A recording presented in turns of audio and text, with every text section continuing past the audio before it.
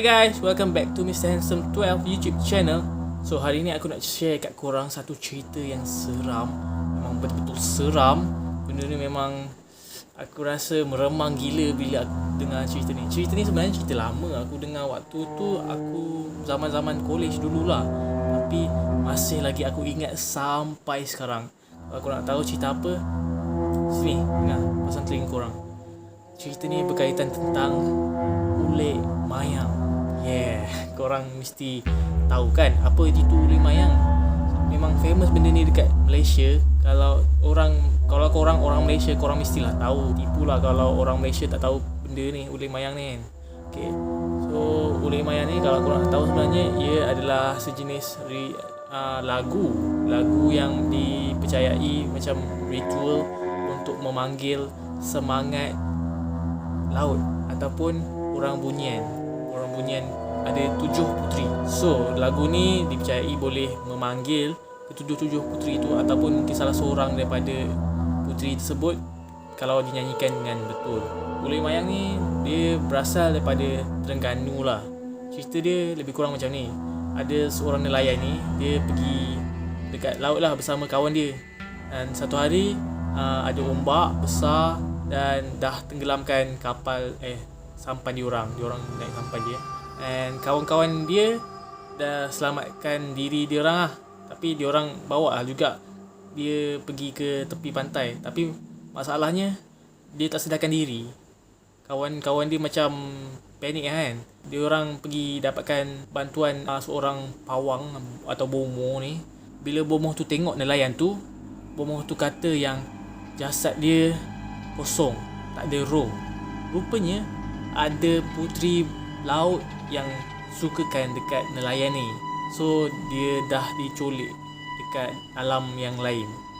Jadi bomoh ni dia macam pergi bertarung dengan puteri ni.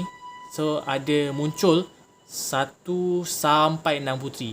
So bermulalah pertarungan bomoh antara 6 puteri tersebut. Tapi lepas tu tiba ada puteri yang terakhir, iaitu puteri ke-7.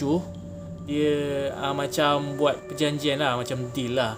Aku tahu mana asal usulmu. Dan dia arahkan yang laut balik ke laut, yang darat balik ke darat. Macam tu lah. Yang laut pulang ke laut, yang darat balik ke darat. Kemudian nelayan tu dah sedarkan diri. So diorang macam berterima kasih dekat puteri tu. And then diorang mempersembahkan beras buana kepada ke-7 puteri itu. Ritual ni berlarutan sampailah datangnya agama Islam ke negeri tersebut. So lagu dia bunyi macam ni lah. Ulik mayang diulik, ulik dengan cara tak sedap aku. Kalau korang nak dengar yang sedap punya, korang dengar lah yang Ella punya version. Dia ada nyanyi lagu ulik mayang ni. Aku tak boleh nyanyi lah sebab lagu tak sedap. Kalau korang tengok lah kat lirik dia, dia kata dia tak start daripada puteri 1 tau.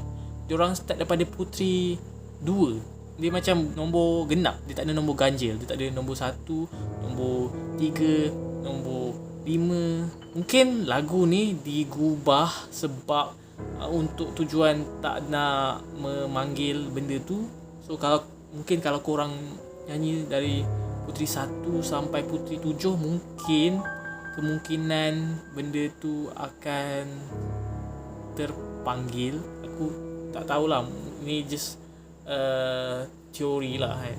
So dia kata pun kalau nyanyi lagu dengan cara yang betul akan terpanggil puteri itu.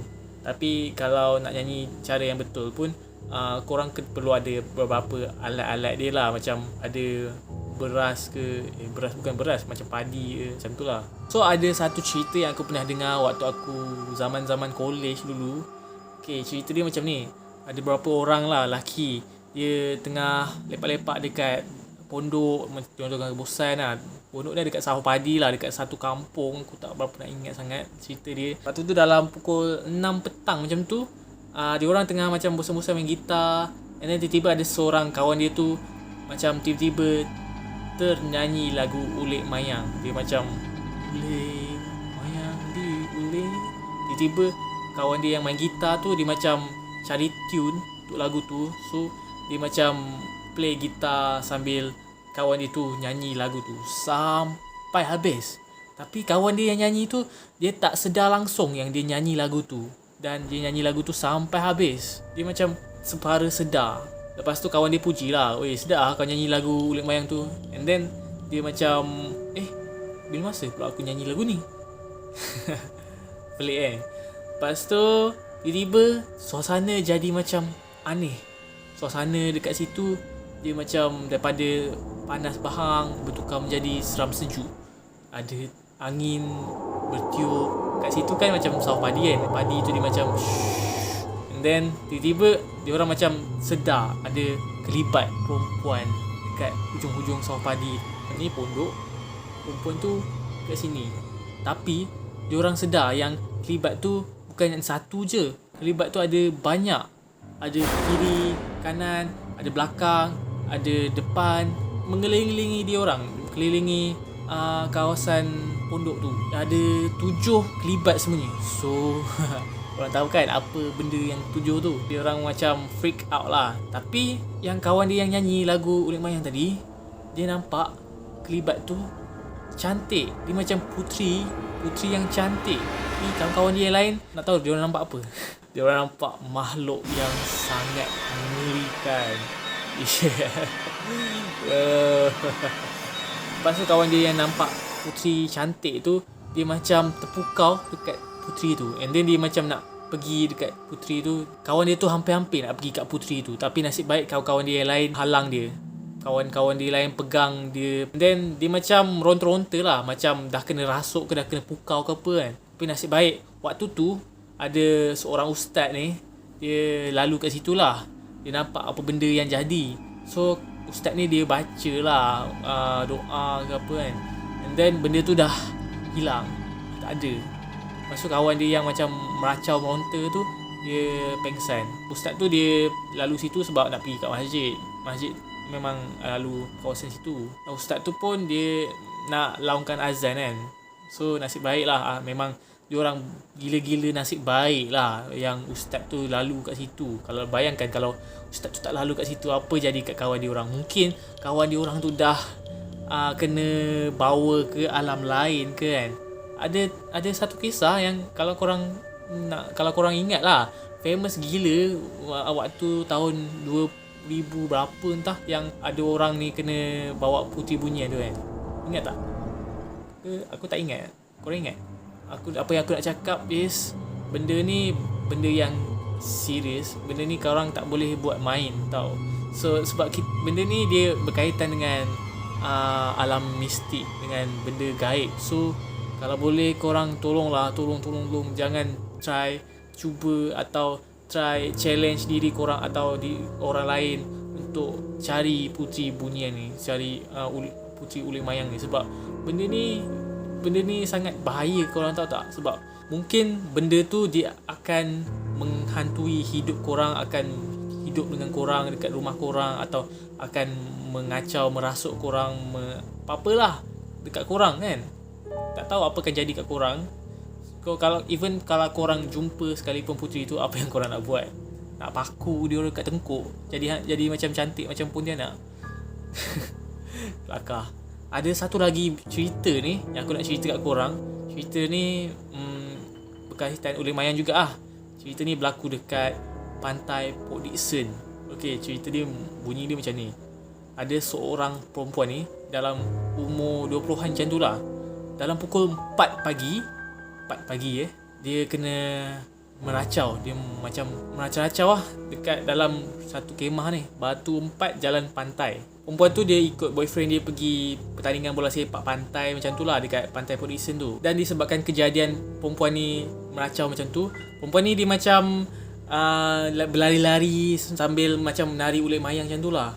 Adalah beberapa orang dia cuba tenangkan perempuan tu. Dia orang pegang perempuan tu, tapi perempuan tu dia macam jerit-jerit, lepaskan aku nak menari. Tapi alhamdulillah lah, perempuan tu dah disembuhkan. Adalah orang baca Quran dekat perempuan tu, tapi dia masih lagi lemah lah. So dia dah dibawa ke kereta untuk pergi ke hospital. Rupanya kejadian yang sama pernah berlaku kat situ. 10 November yang berapa tahun lepas, ada 50 orang peserta kena histeria, kena ganggu waktu persembahan tarian kuda kepang dan ulik mayang. Diorang buat tarian kuda kepang dan ulik mayang kat situ. And mungkin sebab itulah tempat tu menjadi agak keras lah, agak angker di situ. Ada seorang pengamal perubatan Islam kat situ, dia kata kalau kita terlalu beremosi, macam kita terlalu sedih atau terlalu gembira atau terlalu marah, mungkin kita akan boleh dirasuk benda-benda macam tu. Macam yang kita dah tahulah, kuda kepang memang ada semangat dia tersendiri, memang ada benda yang dipanggil. Kuda kepang ni pun dia berkaitan dengan benda mistik. So tambah lagi dengan ulik mayang lagi jadi-jadi lah jadinya kan, betul tak?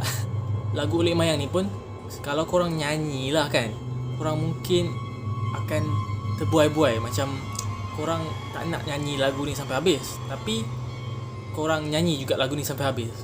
Faham tak? So tu je lah aku punya cerita pada malam ni. Thank you guys so much for watching my video. Don't forget to subscribe, like this video, share and comment. Komen yang positif je guys. So aku jumpa korang dekat video yang akan datang. Ciao.